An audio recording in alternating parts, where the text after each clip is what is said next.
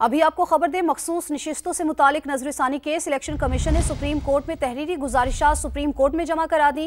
तहरीरी गुजारिशात में क्या लिखा गया है, इस हवाले से आपको अपडेट कर रहे हैं।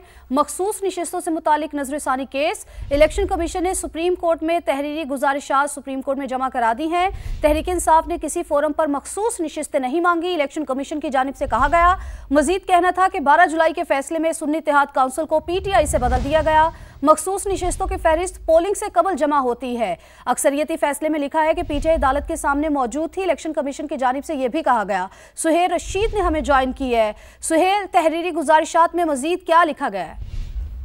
देखिए, इलेक्शन कमीशन की जानिब से ये बताया गया था कि वो इस केस में तहरीरी दलाइल जमा करवाएंगे और अब ऐसा ही किया जा चुका है। और जो अपना मौकफ पेश किया इलेक्शन कमीशन ने, उसमें यह कहा गया है कि जो 8 जजेस का अक्सरियती फैसला था 12 जुलाई 2024 का, उसमें यह तासुर दिया गया कि पाकिस्तान तहरीक इंसाफ बतौर फरीक सुप्रीम कोर्ट के सामने मौजूद थी, जबकि ऐसा नहीं था।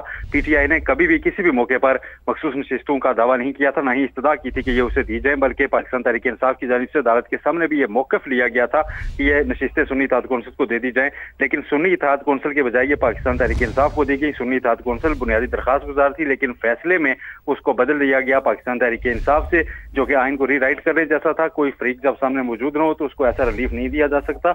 मुकम्मल इंसाफ के नाम पर भी ऐसा नहीं किया जा सकता था। लिहाजा नजरसानी करते हुए 12 जुलाई 2024 का फैसला वापस लिया जाए, ऐसी इस्तदा की गई है इलेक्शन कमीशन की जानिब से। ठीक है सुहेल, आप हमारे साथ मौजूद रहिएगा। अपने नाज़रीन को ये एक और अहम खबर देते चले। जस्टिस जमाल खान मंदोखेल ने इख्तलाफी नोट जारी कर दिया है। एग्जीक्यूटिव और अदलिया दो अलग अलग चीजें हैं। इख्तलाफी नोट में ये दर्ज है। आपको बताएं कि अदलिया का इख्तियार किसी एग्जीक्यूटिव इदारे को नहीं दिया जा सकता। इख्तलाफी नोट पर जस्टिस नईम अख्तर अफगान के दस्तखत भी मौजूद है। सुहेल, इस हवाले से अपडेट कीजिए।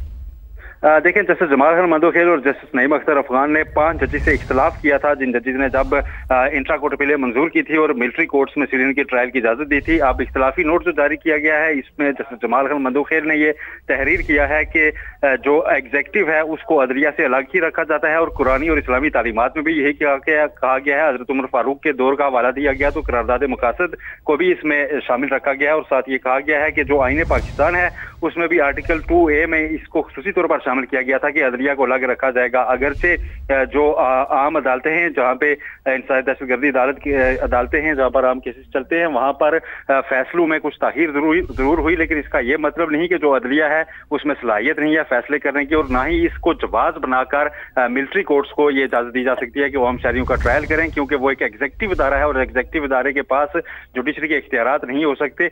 इसी बुनियाद पर इस इख्तलाफी नोट में कहा गया है कि बाकी 5 जजेस से हम मुतफिक नहीं है, इसलिए इंट्रा कोर्ट अपीलें अकलीती फैसले की हद तक इन्होंने मुस्तरद की है।